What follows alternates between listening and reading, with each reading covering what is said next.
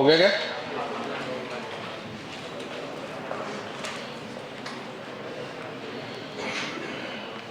देखो इसका आंसर बताओ।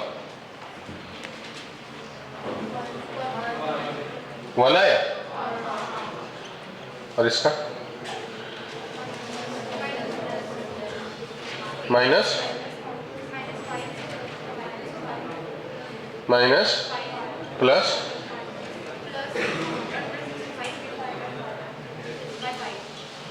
ऐसा और ये वाला का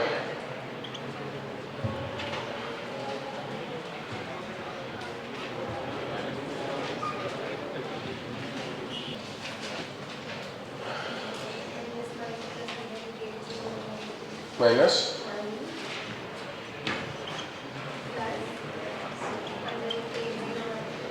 108,801। देख लो सभी को यही आया कि अब तो बहुत सारे सवाल हो गए ना, अब तो बनना चाहिए। कितने लोगों को आ गया? कम से कम पहला और दूसरा भी। ठीक है, अब मैं यहाँ पर एक ट्रिक बता देता हूँ। ठीक है, ट्रिक से आंसर तक नहीं पहुंच सकते, तुक्का तक पहुंच सकते। ठीक है, जो हमेशा आंसर आता है कैपेसिटर में, इस दोनों को सीरीज सॉल्व करने से जो डेटा आएगा,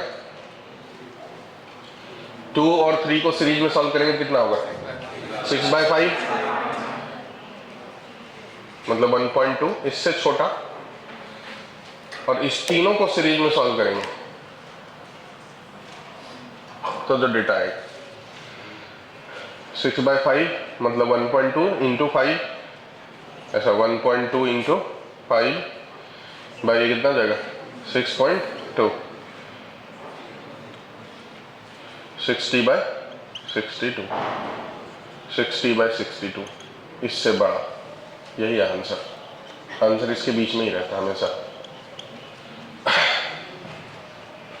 तो अगर कभी सॉल्व नहीं कर पाओ, ठीक है, मतलब टाइम ना बचे सवाल बनाने में और ये सवाल आ जाए, तो आप ये दोनों में देख लेना आंसर जो है, मतलब इसके बीच में रहना चाहिए। जो ऑप्शन इसके बीच में रहेगा डेटा, वो आंसर हो गया। ठीक है, मतलब एक बार ये दोनों को सॉल्व करना है सीरीज में और एक बार ये तीनों को सॉल्व करना है सीरीज में। बाकी सब में क्या है उससे मतलब नहीं। ये दोनों को सीरीज में सॉल्व करेंगे और ये तीनों को सीरीज में सॉल्व करेंगे। तो जैसे कि मान लीजिए अगर सभी सी होता,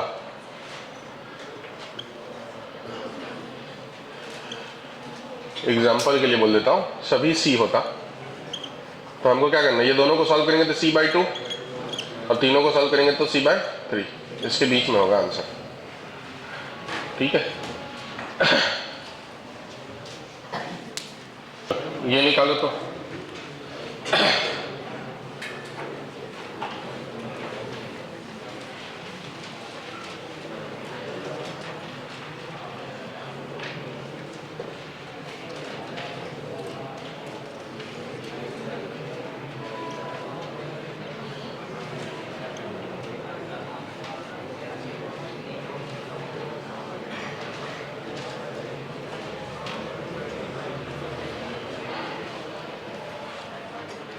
CAB निकालो।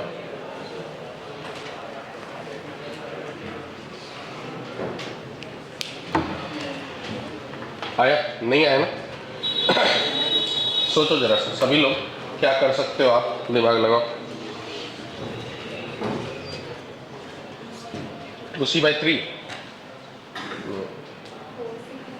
4C/ नहीं, वो भी नहीं, नहीं ये भी नहीं।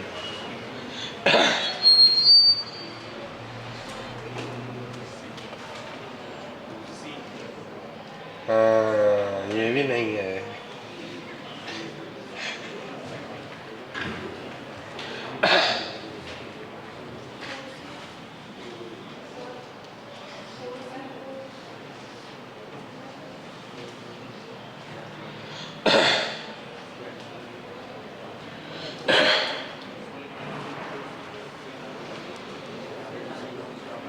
देखो आप ध्यान से, मैं बनाता हूं। यहां से जो चार्ज आएगा Q, वैसा ही चार्ज B से निकलेगा Q, तो क्रिचॉफ ने कहा जितना आएगा उतना ही। यहाँ पर चार्ज को 3 रास्ते मिलेंगे पॉइंट A पे। तीनों रास्ते एक जैसे हैं कि अलग अलग है?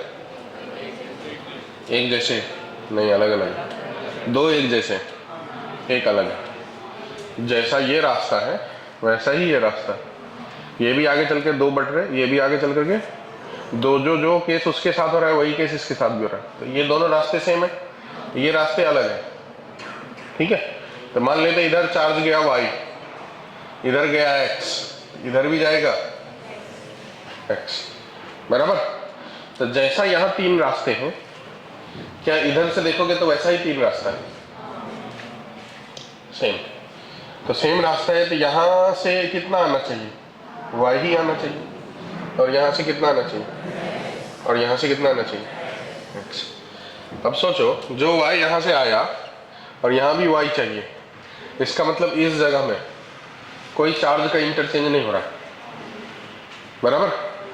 मतलब यहाँ से अगर y आ रहा है और इधर भी y ही चाहिए, तो इसका मतलब इसमें से कोई चार्ज इधर नहीं घुस रहा या इसमें से कोई चार्ज इधर नहीं निकल रहा है, मतलब यहाँ चार्ज का आदान प्रदान नहीं हो रहा है। तो अगर चार्ज इंटरचेंज नहीं हो रहे, चार्ज एक वायर से दूसरे वायर में नहीं जा रहे हैं, इसका मतलब क्या हुआ? इसका मतलब ये हुआ कि जंक्शन, दिखने में जंक्शन, इसका मतलब कनेक्टेड नहीं है। दिखने में लग रहा है कि वो सब कनेक्टेड है, बट इसका साफ मतलब हुआ कि ये वायर इससे कनेक्टेड नहीं है, बराबर। ये वाला वायर ऐसा टाइप का जा रहा होगा और उस पे जंक्शन ऐसा बन रहा होगा, ठीक है, प्लास्टिक का वायर है। तो तीनों कनेक्टेड है क्या? नहीं है ना, कंडक्टर के रूप में कनेक्टेड नहीं है। तो ऐसा ही हो रहा है, जो वायर इधर से आ रहा है निकल जा रहा है, इस वायर का इस वायर के साथ कोई फिजिकल कनेक्शन नहीं है। अगर कनेक्शन होता तो चार्ज इंटरचेंज होते, चार्ज कुछ तो भी इससे उधर जाता या उससे इधर आता, बराबर, पोटेंशियल के अकॉर्डिंग। लेकिन चार्ज का इंटरचेंज नहीं हो रहा है, इसका मतलब वहां पर कोई जंक्शन बनते हुए जो नजर आ रहे हैं वो एक्चुअली में है नहीं। इसका मतलब ये समझ में आ गया कि ये जो वायर है वो एक्चुअली में ऐसा टाइप का है, वायर के ऊपर वायर है, बराबर। क्या ये बात आपको समझा? ऐसा वायर के ऊपर वायर जम गया। अब और बातें देखो, यहां से क्या आया? x, और यहां से भी क्या निकल रहा है? तो मान लो इस x यहां दो हिस्से में बटेगा, a यहां गया और b यहां गया, तो यही a यहां से आएगा। तो ये x कब होगा? जब यहां से b आए। तो यहां से जो b आया और इसमें भी b चाहिए, इसका मतलब ये चार्ज इधर से इधर निकल जा रहा है, इधर नहीं जा रहा है, समझ रहे? इसका मतलब ये वाला भी जंक्शन जो हमको दिख रहा है वो जंक्शन नहीं है, वो फॉल्स है। ये वायर ऐसा है और ये वायर ऐसा है, इसका मतलब रियल डायग्राम ऐसा है। दिखने में जैसा था वैसा डायग्राम नहीं है, क्योंकि चार्ज का इंटरचेंज उस जगह में हो ही नहीं रहा है। क्या ये बात आपको समझा? फिर से सोचो तो मेरी इस बात पे आप सब सोचो भी, बनाओ मत क्वेश्चन। एक बार ये समझ जाए तो क्वेश्चन बनाना बहुत आसान हो जाता है।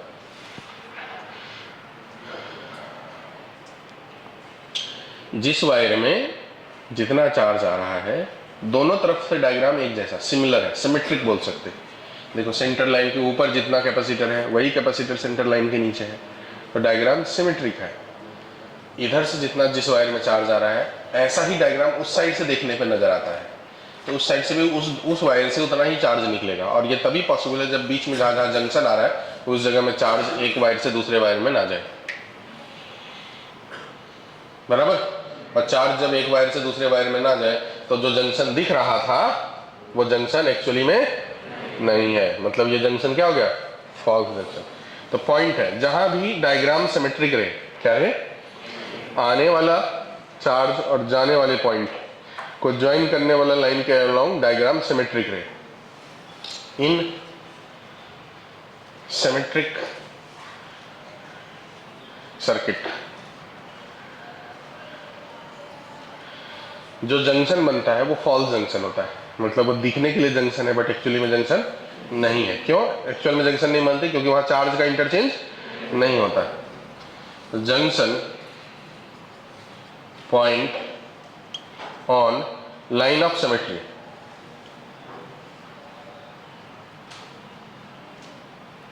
Is false junction, false junction. अब जब वो जंक्शन फॉल्स हो गया, मतलब ये जो डायग्राम ऐसा था वो एक्चुअली में ऐसा है। फिर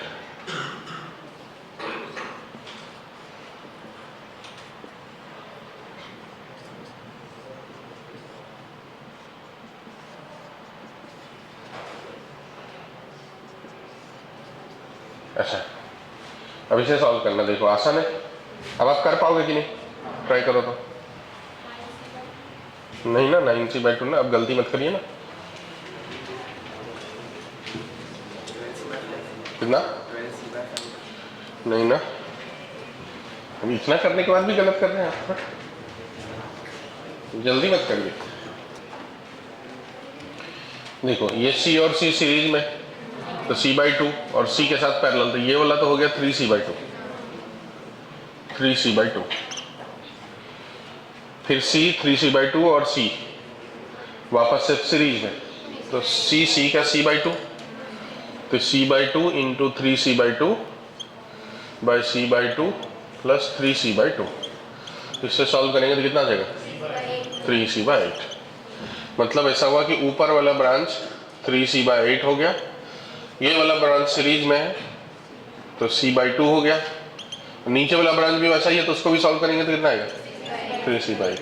तो जो फाइनल आंसर होगा वो parallel 3c/8 plus c/2 plus 3c/8, तो 3c plus 4c plus 3c/8, 10c/8, 5c/4।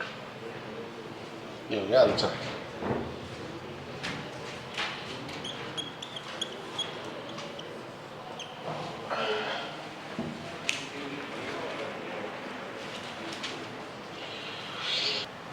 हो गया?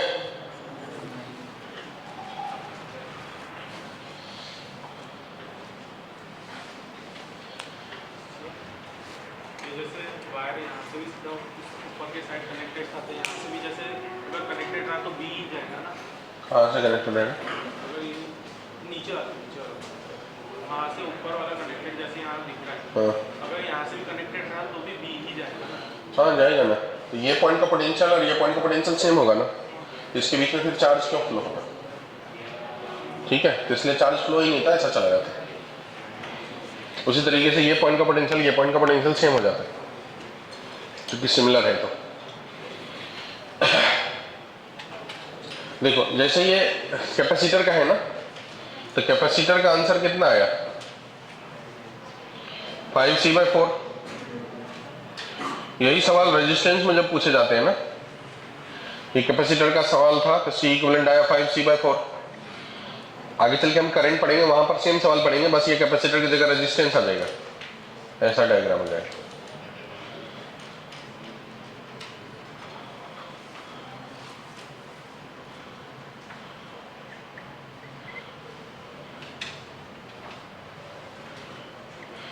तब रेजिस्टेंस का जो आंसर होता है वो होता है 4R/5। इसका उल्टा, जस्ट उल्टा। कैपेसिटर रेजिस्टेंस में फॉर्मूला उल्टा लगता है ना, इसका सीरीज उस पे पैरेलल, उसका पैरेलल इसमें सीरीज, ऐसा लगता है ना, तो बिना निकाले आप बोल सकते हैं जस्ट उल्टा। इसका 5c/4 है, जब सॉल्व करेंगे तो वहां आता है 4R/5, उल्टा नंबर, न्यूमेरिकल डेटा उल्टा। तभी मैंने लिख दिया कि ताकि आपको आगे आए। तो चलो एक सवाल और बनाओ।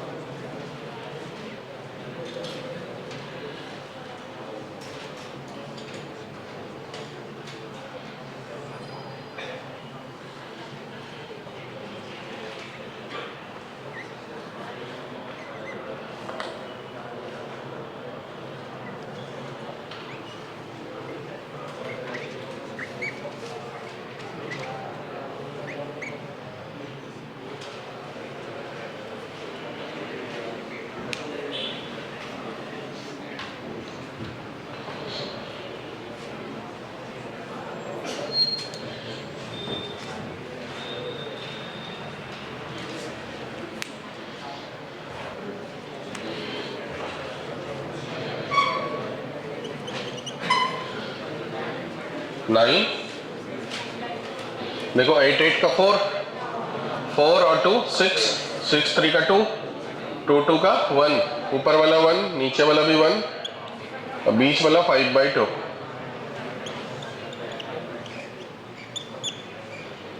9/2।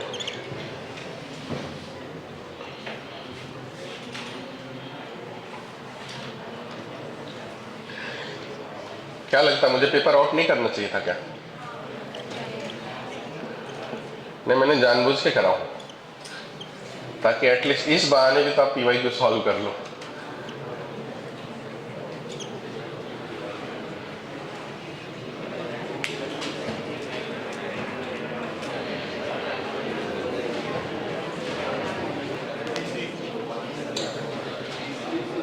क्या 3C? ये जंक्शन फॉल्स आंसर है ना? C/2 और C, 3C/2, 3C/2, तो आंसर क्या हो गया? C, 3C।